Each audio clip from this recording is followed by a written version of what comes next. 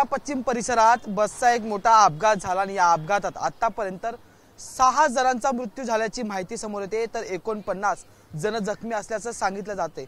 मी सध्या कुर्ला पश्चिम येथील बस डेपोमध्ये, माझ्या समोर जी बस ठेवण्यात आलेली आहे त्याच बसचा जो आहे तो नियंत्रण सुटलं आणि त्याच्यानंतर ही बस जी आहे ती थेट एका सोसायटीत घुसली आणि त्याच्यानंतर मोठा अपघात जो आहे तो मुंबईतील कुर्ला पश्चिम परिसरात जो आहे तो झालेला आपल्याला पाहायला मिळतोय। सध्या बसला त्या डेपोतून ह्या डेपोत आणण्यात आलेला आणि या बसमध्ये कोणता तांत्रिक बिघाड झाला होता का याची चौकशी आता सुरू झालेली आहे।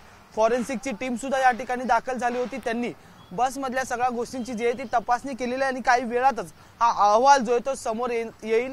जसंच आणखी एक महत्त्वाचा मुद्दा की जो ड्रायव्हर होता बसचा, बस चालक होता, त्याची सुद्धा तपासणी, वैद्यकीय तपासणी जी ती केली जाणार आहे आणि त्याचा सुद्धा रिपोर्ट काही वेळातच जो आहे तो समोर येईल। त्याच्यानंतर पुढची कारवाई जी ते सुरू होईल। आता आपण जर पाहिलं तर या बसचे जे त्या काचा सुद्धा फुटलेल्या आपल्याला पाहायला मिळतात। तसंच पुढचा भाग जो आहे तो पुढच्या काचा जे आहेत समोरच्या त्याही फुटलेल्या आहेत, हेडलाईटही फुटले गेलेले आहे आणि त्यामुळे आता कुठलेही कोणीही त्या बसला हात लावू नये किंवा कोणी त्या बसच्या जवळ येऊ नये। त्यामुळे आता त्या ठिकाणी एकंदरीत बॅरिगेटिंग जे ते करण्यात आलेले आहे। तसंच त्या बसच्या जवळ जाण्यास सुद्धा मनाई करण्यात आलेली आहे। माध्यमांना सुद्धा बस डेपोच्या गेटवर थांबवण्यात आलेलं आहे। हीच ती बस आहे जिच्यावरचं काल नियंत्रण जे ते वाहन चालकाचं सुटलं आणि त्या थेट ही बस एका सोसायटीत दाखल झाली। खरं तर कुर्ला पश्चिम हा भाग जो आहे तो अरुंद भागाचा रस्ता आहे आणि या अरुंद भागात मोठी वर्दळ जी ती आपल्याला प्रत्येक वेळी पाहायला मिळते आणि त्याच वेळी हा अपघात झाल्यामुळे मोठा जे ते नुकसान झालेलं पाहायला मिळतं। या संपूर्ण प्रकरणात आतापर्यंत 6 जणांचा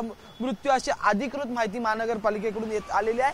तर 49 जण जे ते जखमी, त्यांच्यावर वेगवेगळ्या शासकीय रुग्णालयात जे ते आता उपचार सुरू आहेत। त्यामुळे आता या संपूर्ण घटना प्रकरणी काय नेमकी कारवाई केली जाणार, कारण की आता तरी जे वाहन चालक आहेत त्यांच्यावर मनुष्यवधाचा जो आहे तो गुन्हा दाखल करण्यात आलेला आहे। सगळ्यात महत्त्वाचं म्हणजे या वाहन चालकाला 1 डिसेंबर पासूनच ही बस जी आहे ती चालवण्यासाठी परवानगी देण्यात आली होती। कंत्राटी वाहन चालक होता।